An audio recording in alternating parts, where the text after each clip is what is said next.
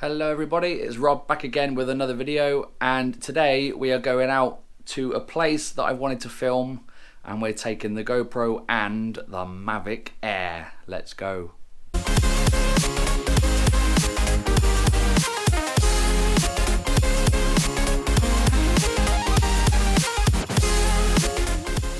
So before, if I wanted to go anywhere with a drone, I'd have to take that massive case like the one you saw in the other video.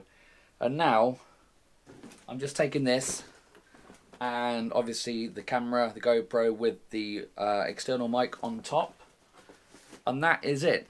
When we get to the place, I want to talk to you about how I managed to get permission for me to be able to film at this location. You'll see in a bit. Now, I'm sure people have filmed there before, and but with the drone industry the way it is, and people buying it, and things like the Mavic Air becoming so popular, and it does look like a toy even though it is awesome. More and more people are going to be flying them. They're going to just go where they want, and it's always best to do the right thing. I've been emailing these people backwards and forwards, and I did it a little while ago, about 18 months ago, and I never got round to flying. Now I've got the Mavic. It's a perfect size and it's a perfect camera to do what I want to do. So let's get there, and then we can talk more about the permission. Ready? Let's just go there. The easiest way. Ready? Whoa. So that's it. We're here. Did that even work? I'm not sure. Anyway, so this is the location. You see the windmill here. There's someone jogging there. And this is a problem, or potential problem, with this location. It does get quite a bit of tourism, should we say, and it does look like a bit of a cliquey village, which is why I decided to get in contact with the people, with the council, I believe, the parish council that looks after this common. Now this village is called Brill, and this is the common, but because it's all hilly and it's just different levels and it's brilliant for people walking and stuff, they call it Brill Hill, which is good. Now a little story while I'm here. Me and my wife and my son came here a couple of years ago, and we was walking around, and we've been here quite a few times. It's not too far from our house. So we decided to do something a little bit different and have a wander around somewhere where we haven't been before down here. Anyway, we came to this place, and it was kind of a junction of paths. We didn't really know where to go, and to the right of us was just fields.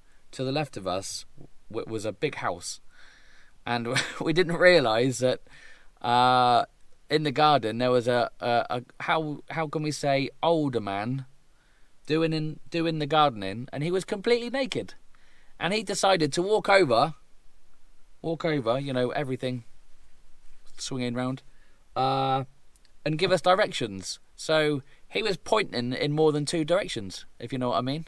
So we didn't know where to go. So anyway, so we're in Brill, and I'm gonna read out some emails. I'm going to put the camera down if I can somehow. I've got it on a bit of a overkill tripod, because let's just see if that's going to stay there. Okay. So this was around 18 months ago, and I didn't get round to filming, like I said. So let's okay, so it hasn't got the old emails, but basically I got in contact with, I went on the website, and to try and cut a long story a bit shorter, a few people didn't know if they could comment on it and give a decision, so they went back to other people, and a committee got involved. Meanwhile, this lady called Marilyn was emailing me, and she basically said she was worried about the potential damage to the windmill. It's grade 2 listed, it's their little baby, and the parish looks after it with all the fundraising and stuff to maintain it. And so quite rightfully they were worried about Windmill getting any damage from the drone. So I tried to explain what the drone was. A lot of people at the time wasn't too familiar. And so I emailed her just recently and I said, "Hello Marilyn, I'm hoping you'll remember our emails that we exchanged quite a while ago. I haven't flown my drone around the windmill as yet and was wondering if you would still be okay with that. I know you did a thorough check last time." Basically, she went back and I think she looked up some laws, and the first thing she said was, "Haven't you got to have a license for that?" You know, a lot of people say that. Of course you haven't. So I said again, I'm happy for you to check. We could meet at the windmill and I could show you everything if you're worried. I said that I'd give them some of the copies of the photos, blah, blah, blah. Thanks again. Don't hesitate to answer or give me any questions you want answering. And she basically said, "Hello, Rob. Although I remember hearing from you some time ago, I can't remember what I said. I'm not a drone law expert. One of the other people on the committee, who is also chair of the parish council, said that permission is not needed to fly on the common, Brill Hill, but that the drone must not be flown within 50 metres of the building," which again is correct. But this is why I was asking for permission, because the shots I had in mind meant that I was getting closer than 50 metres to the windmill. So it's always worth checking. And they're just people, yeah? So whatever they say, it's just a person. And basically, I said, "Yeah, thanks for getting back to me. And they are correct, but that's also the reason I'm emailing you, because I'd like to get within 50 metres. There's no danger of the windmill getting damaged, because obviously if I hit it, it's going to damage the drone, not the windmill." And she come back saying, "We appreciate you asking for permission, and the committee says go ahead. You sound very, very responsible." So that's it. They've given me permission within a couple of emails. That's all it takes. That is it. So let's go out flying, see what we can get. And before I go out and start flying, I did come here a little while ago, not near the windmill, and I put the SD card into the drone, but I forgot to swap it over to record onto the SD card. And it's a pain when you're recording in RAW for the photos, because then you have to plug in the drone, download the photos, etc. Because the photos, the RAW photos won't be displayed on the device, or some devices, not mine, iPhone 10. So then it's a pain to get the RAW photos onto the iMac or desktop, whatever. So I'm going to do that now, and then we're going to go out, okay? Okay, so I've made sure the drone is recording onto the SD card. At the moment, it looks like it's going to rain any second, and so I'm going to wait for a minute. It's a little bit cloudy, and there's a guy that's parked up behind me. Not sure who he is. So I'm just going to wait for a minute. Maybe he's on his lunch break, but I'm not sure. So let's just wait for a second, and then we go out and have a fly round, hopefully.